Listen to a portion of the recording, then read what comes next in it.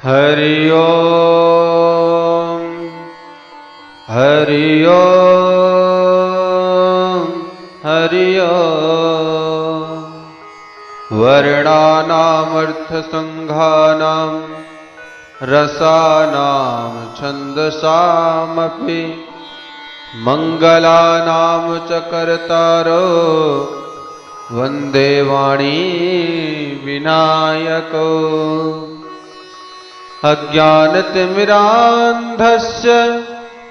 ज्ञानाञ्जनशलाकया चक्षुरुन्मीलितं येन तस्मै श्रीगुरुवे नमः। नारायणं नमस्कृत्य नरं चैव नरोत्तमं देवीं सरस्वतीं व्यासं ततो जयमुदीरयेत्। जय जय श्री राधारमण जय जय नवल किशोर जय गोपी चित चोर प्रभो जय जय माखन चोर जय जय माखन चोर। बोलिए वृंदावन बांके बिहारी लाल की जय। बोलिए आनंद कंद भगवान की जय। श्रीमद्भागवत महापुराण की जय। जय जय श्री राधे जय जय श्री राधे जय जय श्री राधे श्याम। अकारण करुणा वाले परिपूर्णतम परमात्मा भगवान श्री बालकृष्ण के चरणों में हम सब कोटि कोटि प्रणाम निवेदित करते हैं। कथा श्रवण कर रहे सभी श्रोताओं को हमारी तरफ से सिया राम में सब जग जानी करहूं प्रणाम जोर जुग पानी का भाव निवेदित करते हैं। कल की कथा में हम सभी लोगों ने मनु महाराज के द्वितीय पुत्र महाराज प्रियव्रत और उन्हीं के वंश में पैदा हुए जड़ भरत की कथा को श्रवण किया और वहीं पर पंचम स्कंद का समापन हो गया था। आज हम षष्ठम स्कंद में प्रवेश करेंगे। नरक का इतना भयंकर वर्णन किया कि परीक्षित रोमांचित हो गए। बस करो महाराज, मुझे तो बड़ा डर लगता है। सुखदेव जी हंस करके बोले, डरने की कोई बात नहीं, नरकों को तो जीवों के कल्याण के लिए ही बनाया है। भगवान ने सुंदर तन दिया है और हमने क्या किया, इस कपड़े की सफाई कभी नहीं की और दाग पर दाग लगा ली। जब जीव अपने जीवन में अनेक प्रकार के पाप के दाग लगा लेता है और प्रायश्चित के साबुन से कभी उसकी सफाई नहीं करता, तो फिर भगवान ने धोबी घाट बना करके तैयार कर दिया। धोबी घाट पर वही कपड़ा जाता है जो गंदा हो गया हो।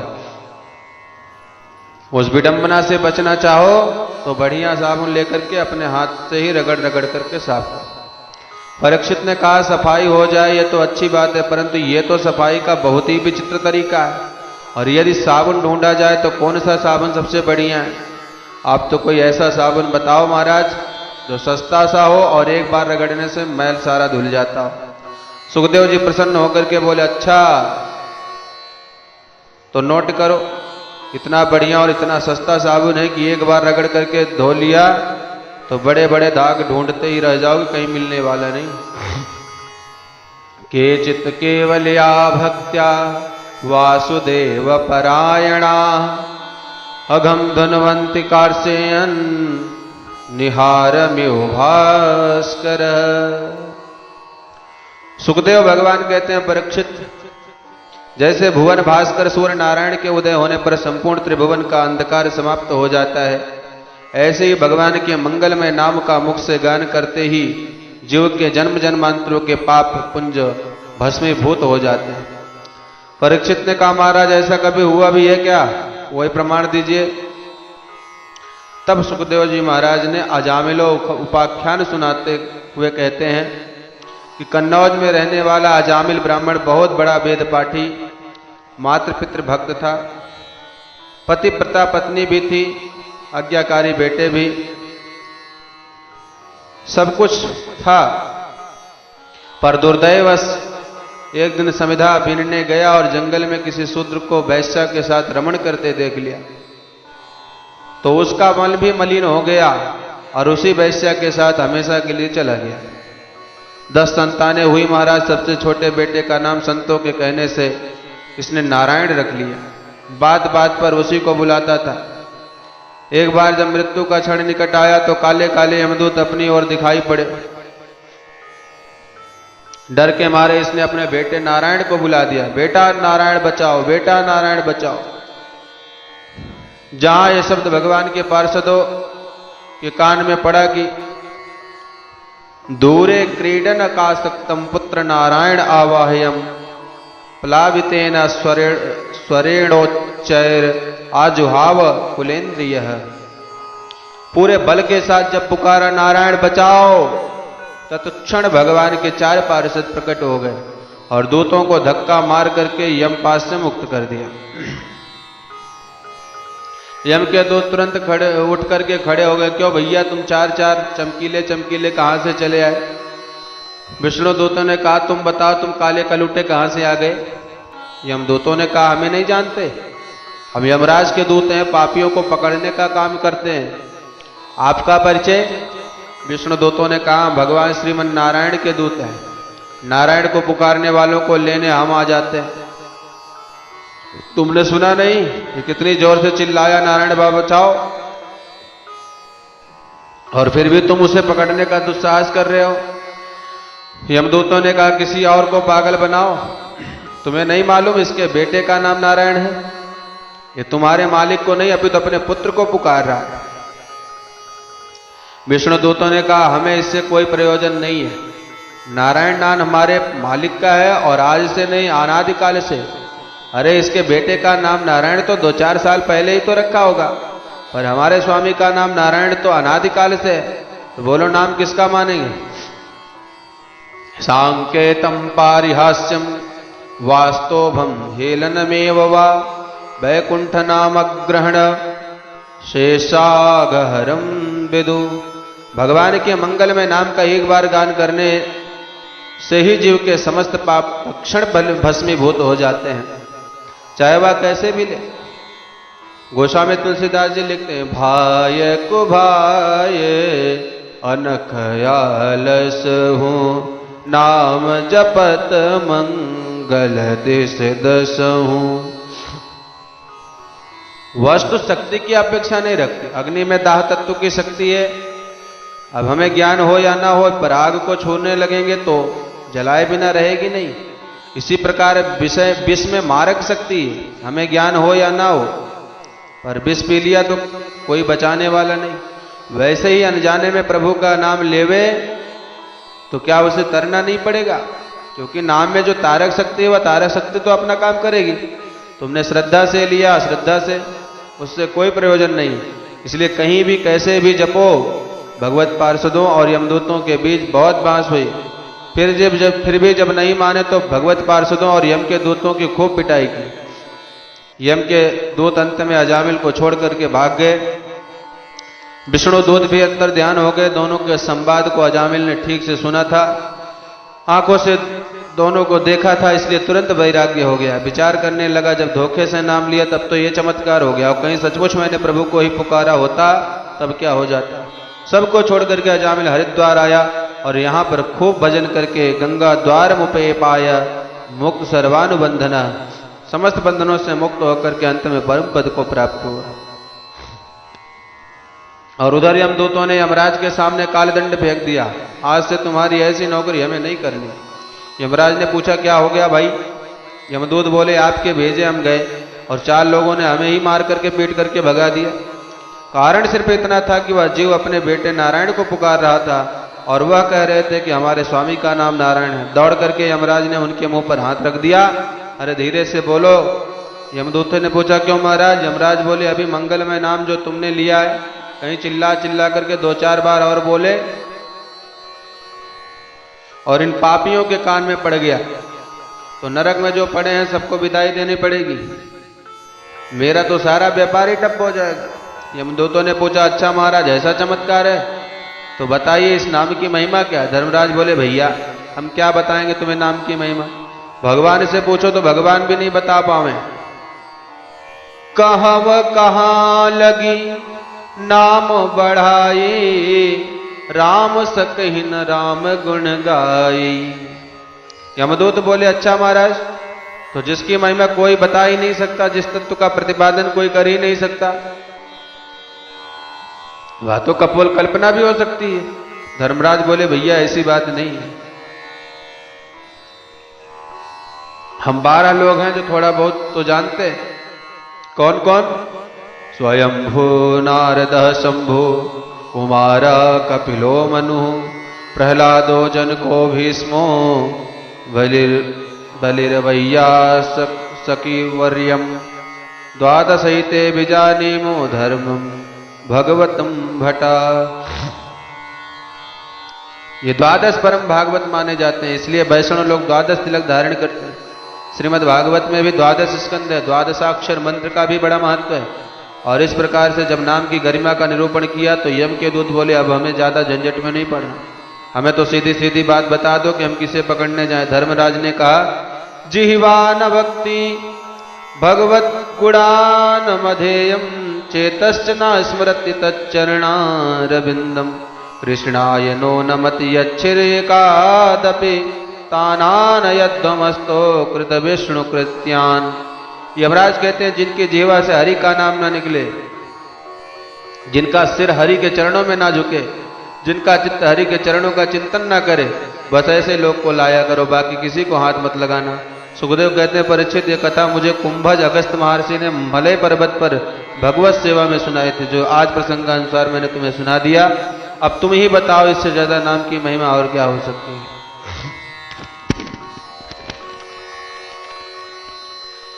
भागवत संहिता के 6वें स्कंद का नाम है पोषण।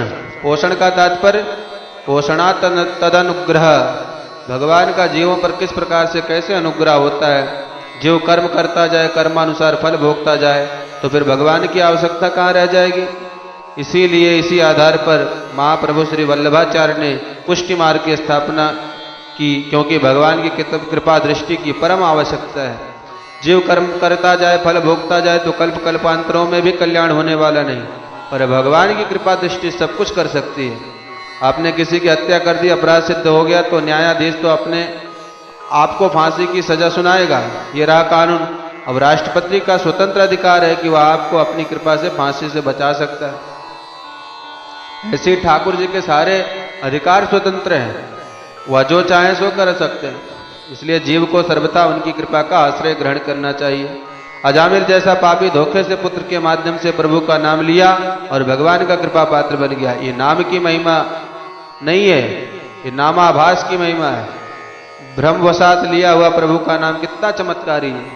प्रभु के नाम की महिमा कौन गा सकता।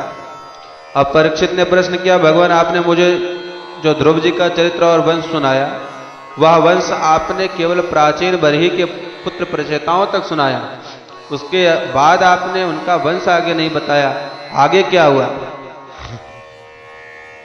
तब सुखदेव जी महाराज उस अध्याय को पुनः प्रारंभ करते हुए कहते हैं, परीक्षित, प्रचेता गणों का विवाह वृक्षों की कन्या वार्क्षी से हुआ और उन्होंने दक्ष नामक पुत्र को जन्म दिया और तपस्या करने चले गए। दक्ष ने तपस्या करके अश्विनी कन्या से विवाह करने के बाद 10,000 पुत्रों को जन्म दिया, पर नारद जी ने उन समस्त बालकों को कूट प्रश्नों में उलझा करके ऊर्ध्वरेता ब्रह्मचारी बना दिया। नारद ने उन बच्चों से बड़े विचित्र प्रश्न किए। बच्चों बताओ, दोनों ओर बहने वाली नदी को देखा है? बच्चे चक्कर में पड़ गए, ऐसी नदी तो हमने आज तक नहीं सुनी और ना देखी, हम नहीं बता सकते महाराज, हमने नहीं देखा। पुनः नारद जी ने पूछा, अच्छा तो बताओ, ऐसा कोई बिल देखा है जिसमें घुसने के बाद कोई निकलता ही नहीं? बालक बोले, नहीं देखा महाराज। पुनः नारद जी ने पूछा, अच्छा तो विचित्र भाषा बोलने वाला हंस को देखा है? बालकों ने कहा, ऐसा देखा नहीं महाराज। नारद जी ने पूरा प्रश्न किया, अच्छा तो पुष्चली के पति को जानते हो? बालकों ने उत्तर दिया, नहीं जानते महाराज। नारद जी बोले तो तुम कुछ नहीं कर सकते। बालकों के जिज्ञासा करने पर नारद जी ने सबको चेला बना लिया और समझा दिया, देखो बच्चों, दोनों ओर बहने वाली नदी का नाम है माया, जो सृजन भी कर रही है और संहार भी कर रही है। जिस बिल में जाने के बाद कोई निकलता नहीं उसका नाम है मोक्ष। मोक्ष पद पाने के बाद कोई लौटकर थोड़े ही आता है, यदगत्वा न निवर्तन्ते। और विचित्र भाषा बोलने वाले हंस का नाम शास्त्र। शास्त्र कहते हैं कुछ और मतलब कुछ निकलता है। पुंश्चली माया के पति है माधव। ऐसा सब राज बताने के बाद नारद जी ने सब बालकों को विरक्त कर दिया। दक्ष को पता चला कि मेरे 10,000 बेटा नारद जी की शिक्षा के बाबा बन गए, तो नारद जी पर बड़ा क्रोध आया, पर क्रोध पीकर रह गए और अब की बार दक्ष ने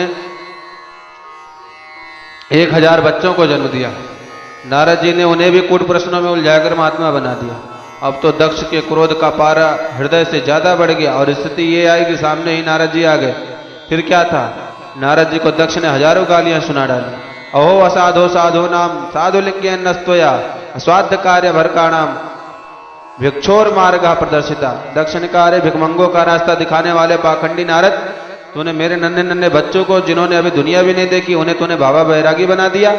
जा मेरा साप है तस्मान लोके सुते मूढ़ाना भवेद भ्रमता पदम। तेरा पैर कभी एक जगह पर टिकेगा नहीं, तू जगत में ऐसे ही घूमता रहेगा। नारद जी चुपचाप मौन होकर के वहां से चले गए, कोई जवाब नहीं दिया और मन में सोचा अच्छा ही रहा, बाबा को एक जगह टिकना भी नहीं चाहिए। ऐसा विचार करके नारद जी चुपचाप चले गए। दक्ष नारद जी की सहनशीलता से प्रसन्न हुआ, क्योंकि नारद जी चाहते तो बदले में चाहे जितने साप दे सकते थे, पर ऐसा उन्होंने नहीं किया। अब की बार दक्ष ने 60 कन्याओं को जन्म दिया और दक्ष की इन 60 कन्याओं से संसार का विस्तार हुआ।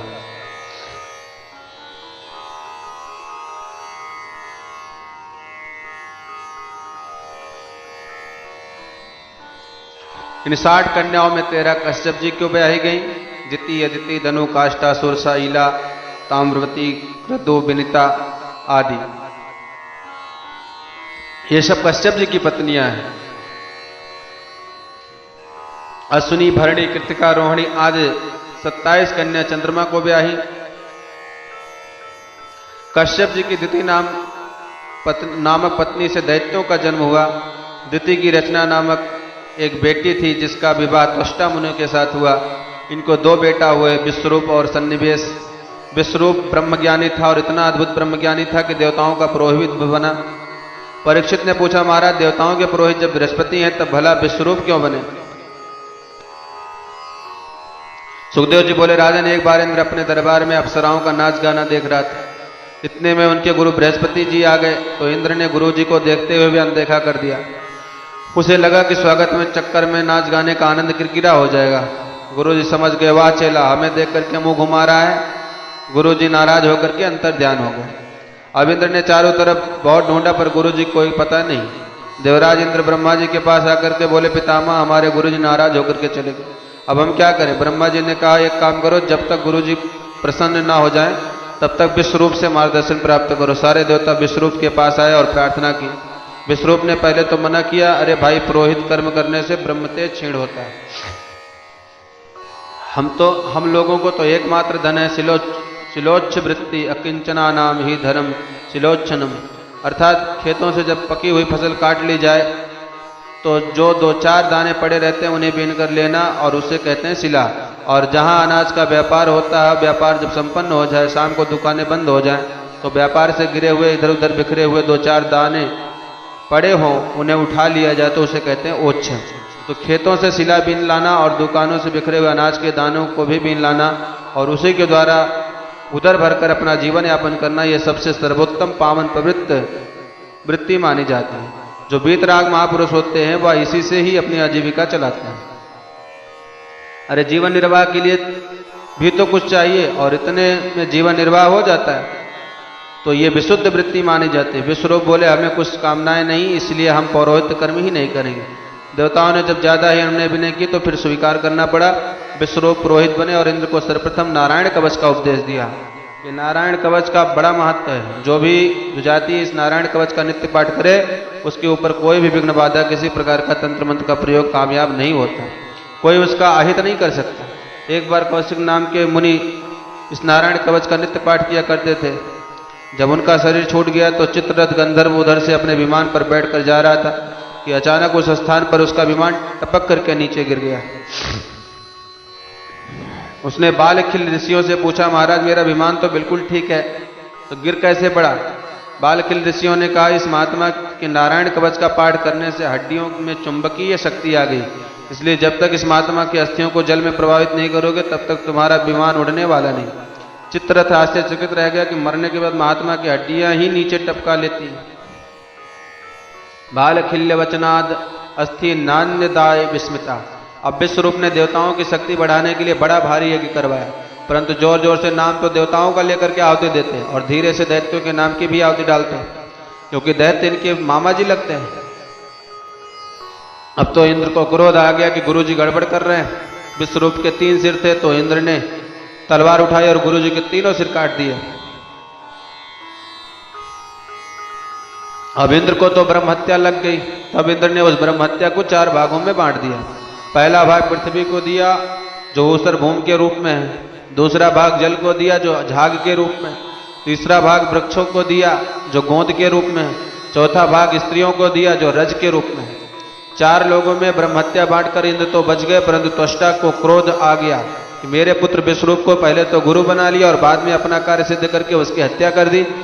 इंद्र को छोड़ूंगा नहीं। इंद्र सन्नो विवर्धस्व मां चिरम जही विद विषाम। इंद्र को मारने की भावना से बड़ा भारी यज्ञ किया, परंतु यज्ञ में थोड़ी सी मंत्र त्रुटि हो गई, जिसके फलस्वरूप उस यज्ञ कुंड से वृत्तासुर नामक एक बड़ा भारी असुर पैदा हो गया। त्वष्टा से इंद्र का वध आदेश पाकर वृत्तासुर चल पड़ा। वृत्तासुर का भीम का शरीर देख करके सारे देवता घबरा गए। भागते भागते भगवान की चरण में पहुंचे तो प्रभु ने कहा, भाई एक ही उपाय है, दधीची मुनि की हड्डियों से वज्र का निर्माण होवे तो उस वज्र से असुर मरेगा। तब तो सारे देवता महर्षि दधीची की शरण में गए। दधीची मुनि ने देखा तो पूछ लिया, अरे भाई देवताओं कैसे आना हुआ? सभी देवता हाथ जोड़ करके बोले, महाराज आप जैसे संतों को तो इस जीवन ही परमार्थ के लिए होता है, हम आपसे आपकी हड्डियां मांगते हैं, हमें अपनी अस्थियां दान करें।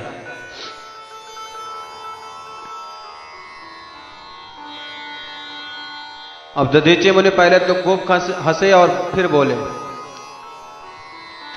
उसके बाद कहते हैं, अरे देवताओं तुमने मांगते समय कुछ भी विचार नहीं किया? अरे तुम क्या मांग रहे हो? सबसे अधिक प्रेम तो अपने शरीर से ही होता है। कितना देव दुर्लभ है ये शरीर, और तुमने इसे ऐसे ही मांग लिया जैसे कोई साधारण सी बात हो। देवताओं ने कहा, महाराज हमें भगवान विष्णु ने भेजा था। दधीची मुनि बोले, तो साक्षात विष्णु ही आकर मांगते। देवता बोले, भगवान यदि मांगने वाले देने वालों की पीड़ा पर ध्यान देता तो फिर मांगने की हिम्मत ही नहीं पड़ेगी, पर देने वाला भी मांगने वालों की परिस्थिति का विचार करे तो हम मना भी नहीं कर रहे। दधीची मुनि प्रसन्न हो गए, अरे देवताओं मैं तो थोड़ा तुमसे परमार्थ का उपदेश सुनना चाहता था, इसलिए मैंने मना किया था। मैं अच्छी तरह से जानता हूं कि ये अनित्य शरीर है, शरीर तो छोड़ना ही पड़ता है, क्योंकि ये मरण धर्म है। मेरा शरीर तुम्हें काम आवे, उससे समाज का देश का हित हो, इससे बढ़िया और क्या बात होगी। इतना कहकर महात्मा ध्यानमग्न बैठ गए। उनके शरीर में खाद्य पदार्थ लगा दिया। गायों ने चाटते चाटते हड्डियों के अतिरिक्त सब कुछ चाट लिया। तब विश्वकर्मा ने उन हड्डियों से बड़े सुंदर वज्र का निर्माण किया और वह वज्र लेकर के ही वृत्तासुर से युद्ध करने इंद्र सामने आए। तो वृत्तासुर को उस वज्र में साक्षात भगवान हरि का दर्शन होने लगा। इंद्र को वज्र में लिए देखकर वृत्तासुर बोला, आज मेरा बड़ा सौभाग्य है जो कम से कम तू मेरे सामने आकर टिका तो सही, तू तो भागता ही रहता है। दृष्टिया भवान में समावस्थितो रिपुरियो ब्रह्म गुरुहा भ्रातिहा च। तो ब्रह्म हत्यारा, गुरु हत्यारा, मेरे भाई का हत्यारा, आज तुझे मारकर मैं सबकी तरह से तुझे दंड दूंगा। वज्र की ओर देखा तो अचानक वृत्तासुर की भावना बदल गई। वज्र में बिहारी जी नजर आने लगे। प्रत्यक्ष हरि का दर्शन करके 4 श्लोकों में वृत्तासुर ने बड़ी भावपूर्ण स्तुति करी और इन 4 श्लोकों में धर्म अर्थ काम मोक्ष चारों पुरुषार्थ मांगे। और वैष्णव का धर्म भी तो यही है, अहम हरे तौ पादैक मूला दासानुदासो भवितास्मि भूया मना स्मरेता सुपतैर्गुणास्ते गृणीत वा कर्म करोतु काया। वृत्तासुर बोले, हे प्रभु मैं आपका दास भले ही ना बन सकूं, इतनी पात्रता मुझ में नहीं है, पर जिन महापुरुषों को आपके चरणों का ही एकमात्र आधार है, जिन महापुरुषों के चरणों के ही मात्र आप एक आधार हैं, बन गए हैं, आपके चरणों के अलावा जिनकी कोई गति और रति नहीं, ऐसे उन संतों का दास बनकर रहूं। आप दास ना बनाइए, पर अपना दासानुदास तो बना लीजिए। आप बिजली का तार पकड़ लीजिए तो भयंकर करंट लगेगा, और जिसे वह भयंकर करंट लगा हो उसका कोई पैर पकड़ ले, उसे कोई छू ले तो उसके पकड़ने वाले को और भी जबरदस्त करंट लग जाता है। उसी प्रकार परमात्मा तो हमें दिख नहीं रहे, परमात्मा तक पहुंचने की हमारी गति भी नहीं, तो पर जो परमात्मा को पकड़े बैठे उन संतों को पकड़ कर लो तो तुम्हें भी उनकी कृपा प्राप्त हो जाएगी। इसलिए वृत्तासुर कहता है, महाराज मुझे तो दासानुदास बना लो। हे प्राणनाथ, मेरी तो एक ही प्रार्थना है कि मेरा मन सदा आपका स्मरण करे, मेरी ये वाणी सदा आपकी महिमा मंडित गुणगानों का गायन करती रहे, और इस शरीर से सदा आपकी सेवा का कर्म करता रहूं। वैष्णव का चारों पुरुषार्थों में एक यही परम धर्म है कि अब अर्थ कौन सा चाहिए? न नाक पृष्ठम न च पारमेष्ठम न च सार्वभौनम न रसाधिपत्यम न योग सिद्धिर अपुनर्भवम वा समंजसत्वा विरहय्य कायंक्षे। वृत्तासुर ने कहा, हे निखिल सौभाग्य निधे प्रभु, मुझे न स्वर्ग चाहिए, न मोक्ष चाहिए, न सार्वभौम पदवी चाहिए, न योग सिद्धि चाहिए, कुछ नहीं चाहिए। तो क्या चाहिए? वृत्तासुर ने कहा, हे प्रभु आपका विरह चाहिए, आपका स्मरण चाहिए, आपकी स्मृतियों के खजाने में ही मैं मस्त रहना चाहता हूं, सदा आपको याद करता रहूं। और वैष्णव का धन तो एक ही है, भगवान की स्मृति। विपद स्मरणम विष्णु संपन्न नारायण स्मृति, भगवान की स्मृति ही वैष्णव की परम संपत्ति है। वृत्तासुर स्तुति करते हुए बोला, हे प्रभु आपको ऐसे याद करूं जैसे अजात पक्षा युव मातरम खगा स्तन्यम यथावसतरा क्षुधाता प्रियम प्रिययो विश्रुतम विषण्णा मनोरविंदाक्ष दृक्षते त्वाम। वृत्तासुर यहाँ 3 दृष्टांत देते हुए भगवान हरि की स्तुति करने लगा। कितने सुंदर सुंदर संबोधन कर रहा है। कह रहा है, हे अरविंदाक्ष, हे कमल नयन प्रभु, जैसे पक्षी का नन्हा सा बच्चा जिसके जिसके अभी पंख ही नहीं निकले और वह घोंसले में बैठा बैठा जैसे उल्लू बिल्ली आदि के भय से अपनी माँ को याद करता है। चिड़िया उड़ जाए तो बच्चा अपने को असुरक्षित अनुभव करता है, और जहां माँ के आने की आहट सुनता है तो माँ के आगमन पर बड़ी जोर से चिल्लाने लगता है। तो जैसे वह निरंतर अपनी माँ का चिंतन करता है, ऐसे मैं ही आपका चिंतन करूं। ये स्वार्थ का चिंतन है, डर लग रहा है इसलिए माँ को याद कर रहा है। आगे वृत्तासुर स्तुति में दूसरा दृष्टांत देते हैं, स्तन्यम यथावस्थतरा सुधारता, जब वन में घास चरने के लिए गई गौ माता का जैसे घर में नन्हा सा बछड़ा स्मरण करता है, जो माँ के दूध पर ही निर्भर है, अभी बाहर की वस्तुओं को नहीं जानता, नहीं खाता, क्षुधातुर नन्हा सा बछड़ा भूख में विकल जहां सूर्यास्त होते देखता है कि माँ के आगमन का समय हो गया, ये जान करके रंभाने लगता है, माँ से मिलने के लिए रस्सी तोड़ने की चेष्टा करता है, छटपटाने लगता है, हे प्रभु ऐसे आपसे मिलने के मैं छटपटाऊं।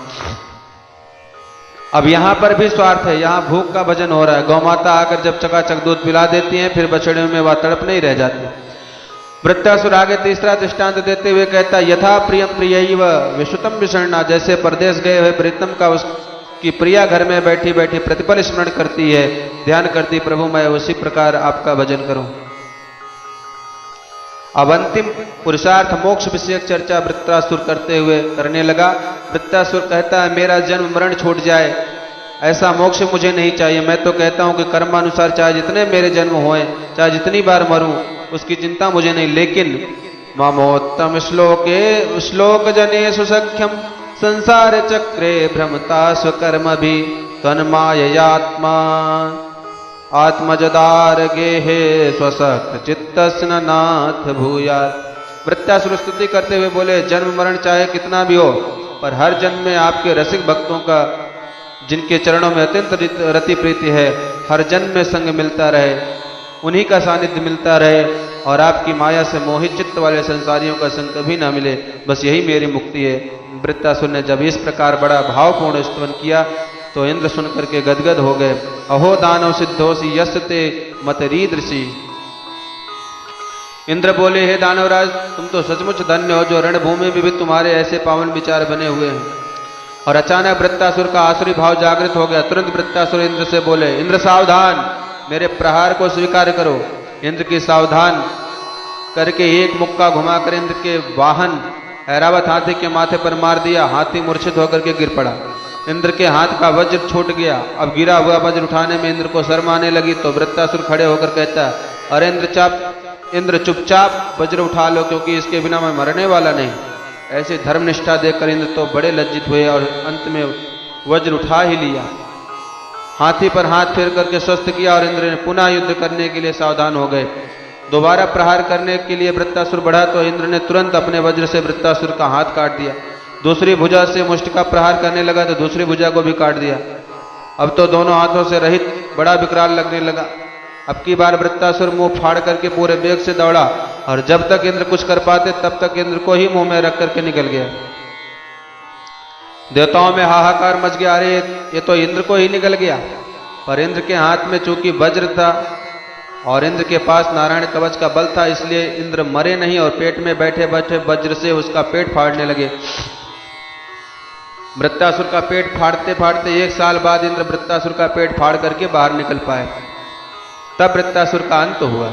परीक्षित ने पूछा, भगवान आखिर वृत्तासुर में ये जो भगवत भक्ति का संस्कार था, भगवान की स्तुति उसने रणभूमि में की, ये संस्कार इसमें कहां से आ गया? सुखदेव जी कहते हैं, सुनो राजा, ये वृत्तासुर पूर्व जन्म का चित्रकेतु नामक राजा था। इसकी लाखों रानियां थी पर संतान एक भी नहीं थी। अंगिरा मुनि ने अपने आशीर्वाद स्वरूप कृपामय फल दिया और वह फल बड़ी रानी को खिला दिया, जिससे एक बेटा हो गया। अन्य रानियों को सौतिया डाह हो गया कि बड़ी रानी को बेटा हो गया तो महाराज अब हमारी तरफ दृष्टि ही नहीं डालते। उन सब ने मिलकर के दासी के माध्यम से उस पुत्र को विषपान करा दिया। बालक सोया और सोता ही रह गया। रानी को पता चला तो चीत्कार करके रोने लगी। राजा भी छाती पीट करके रोने लगा। उसी क्षण देवर्षि नारद अंगिरा मुनि के साथ प्रकट हुए। अंगिरा मुनि ने कहा, राजन तुम क्यों रोते हो? मैंने पहले संकेत कर दिया था कि तुम्हारे भाग्य में पुत्र सुख नहीं है, पर तुम नहीं माने तो अब रोना पड़ रहा है। राजा ने कहा, मैं कुछ नहीं सुनने वाला महाराज, आप मुझे बेटा दो, मेरा बेटा स्वस्थ कर दो, नहीं तो मैं भी मर जाऊंगा। देवर्षि नारद बोले, अंगिरा जी तुम पीछे हटो, अब इन्हें हम समझाते हैं। नारद जी ने राजा से पूछा, बोलो तुम्हें क्या चाहिए? राजन बोले, हमें तो बेटा चाहिए। नारद जी बोले, तो ये रोना धोना बंद करो, हम अभी ये तुम्हारे बेटे को ठीक करते हैं। राजा तुरंत आंसू पोंछ करके बैठ गया और नारद जी ने मंत्र पढ़ करके तुरंत उस मृतात्मा का आह्वान किया। नारद जी के बुलाते ही वह जीवात्मा प्रकट हो गया। देवर्षि नारद बोले, जीवात्मन पश्य भद्रम ते मातरम पितरम चते। नारद जी ने कहा, अरे जीवात्मा तेरा कल्याण हो, ये तेरे माता पिता तेरे लिए कितने आंसू बहा रहे हैं। अब तुम इस कलेवर में प्रविष्ट होकर शेष आयु का भोग करो और माता पिता को सुख करो। बेटा बेटा कहकर माता पिता उस पुत्र को छाती से लगाने के लिए दौड़ पड़े। उसी क्षण वह बालक बोल पड़ा, कश्चिन्मन्यमी मह्यम पितरो मातरो भवन कर्माभिभ्राम्य मानस्य देवतिर्यंगनियोनिषु। जीवात्मा बोला, कृपा करके आप अपना परिचय तो दीजिए। चित्रकेतु बोला, बेटा नहीं पहचाना, मैं तेरा पिता हूं। जीवात्मा बोला, किस जन्म के? मैं तो अपने कर्मानुसार कितने ही शरीर ग्रहण कर चुका हूं, मुझे स्वयं गिनती नहीं मालूम। कुकर सूकर बिल्ली चूहा आदि भी बना, मानव भी बना, बड़े बड़े देवलोकों में भी गया, तो नीच से ऊपर तक मैंने लाखों शरीर धारण कर लिए। जब भी शरीर मिलता था तभी उस शरीर के कोई न कोई माँ बाप मिलते थे, इसलिए आप कौन से जन्म के माँ बाप हो? नारद जी बोले, राजन जल्दी परिचय दो। राजा ने कहा, बस हो गया परिचय।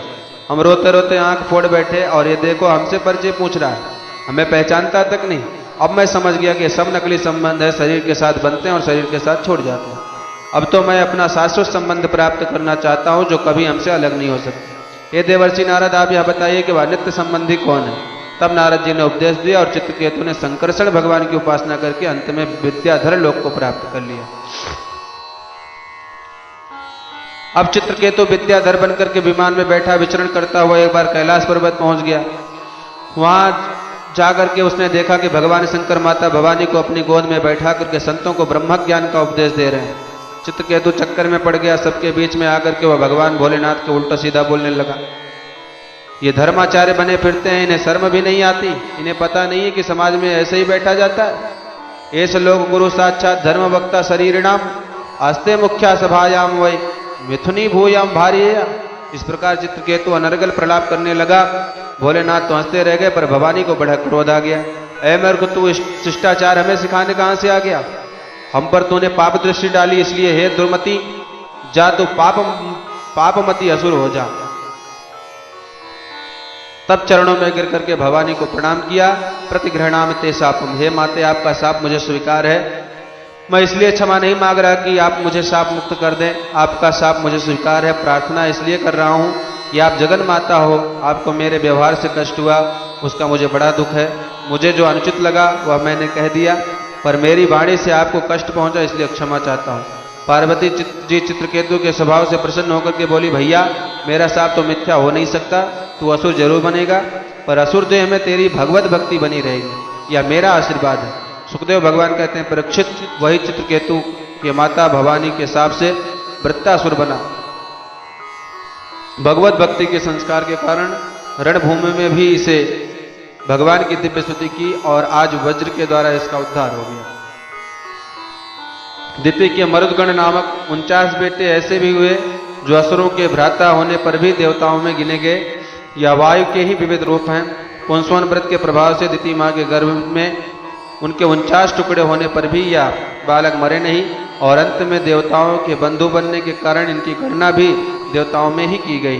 रामचरितमानस में इन्हीं 49 मरुद देवताओं का उल्लेख आता है। हर प्रेरित ही अवसर चले मरुद 49। या वही मरुदगण है जो द्वितीय पुत्र होकर के भी देवताओं में गिने जाते हैं। पुंसवन व्रत की विधि षष्ठ स्कंद के अंतिम अध्याय में महान मुनि सुखदेव जी ने महाराज परीक्षित को बड़े विस्तार से श्रवण कराइए।